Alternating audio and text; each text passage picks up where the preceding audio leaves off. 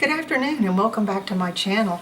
I'm here to discuss with you this combination journal travel kit.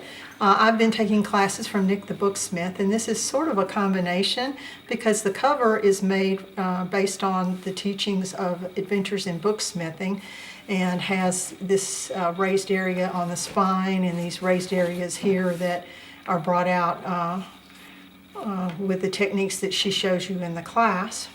But the inside has to do with her new class on something called her travel kit. And basically the travel kit has three components. It has a nice large pocket in the front for holding a lot of items that you could use in the journal, a journal that is removable, and then a little, I guess you could call it a kit box. In my pocket are some items related to the fact that this is about herbs. And what got me started on this journal was a collection from On A Whimsical Adventure called the Herbarium, and I'll show you a miniature version of that in a few minutes because I decided to use it in a little bit different way instead of using it as the papers. But there's also some items here. She has some coin envelopes, these little experiment cards, and some things about herbs because I have been sort of living in the 19th century of late. If you've been watching my channel, you've seen Nellie Bly and the Paris Expo and all of these kinds of things. And one of the things I was reading about were women healers of the 19th century, including the first female doctor in the U.S., Elizabeth Blackwell. And they were all herbalists. They had found that certain herbs used as teas or poultices could alleviate symptoms. They didn't have cures, but they were trying to research things that could help with symptoms. So that kind of got me on this whole journey. And if you start looking up herbal medicines and whatever, you will actually find that a lot of the literature that you refer to is Wiccan because they still practice a lot of the herbal medicine and use the herbal oils and soaps and things like that. In Nik's class, this removable journal is actually tied in with twine. But I'm older, and doing and undoing that twine was the first book of this that I tried making was very frustrating to me. So I decided to try something a little bit different in the way of this leather lacing and bead closure because I can work that better with at my age. The little book that she has you make is a hardback book. Mine's constructed slightly differently, only because I've been bookbinding for a very long time. But it's essentially, it's all the size and shape and everything of her book. This is my own marble paper that's on the front. There's the liner paper here is from, got this upside down, is from Tim Holtz.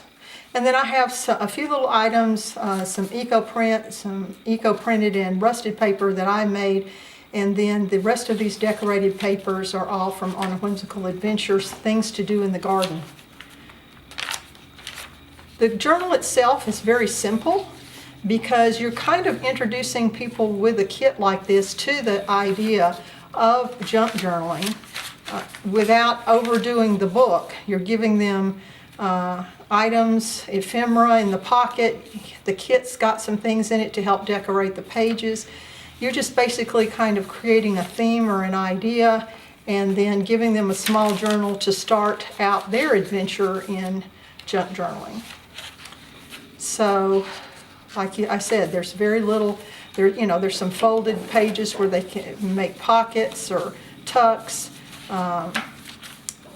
There's little items like this that you can add on, and some of these cards that I had in the pocket can actually be used in the journal for a pocket or to decorate a page. So this is a little page from the Witch's Almanac that had some interesting teas on it, so I included that. So that's the second phase of this kit. The third phase is this little kit box. And it's an actual little box that you create and put in there. And this is the little herbarium that I was talking about that I've made into, instead of using it as pages, I made it into a little flower press with some elastic bands. But the pictures from this herbarium are just fabulous. And they are applied to the board that you use between the blotter paper for the press. And this little flower press is based on a little field press that I've had for years.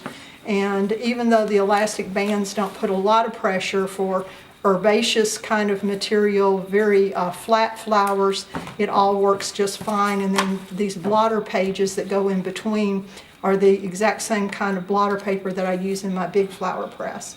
So that's an actual functional part of this. There's little scissors that you can cut out items to put in your book, or even snip some leaves.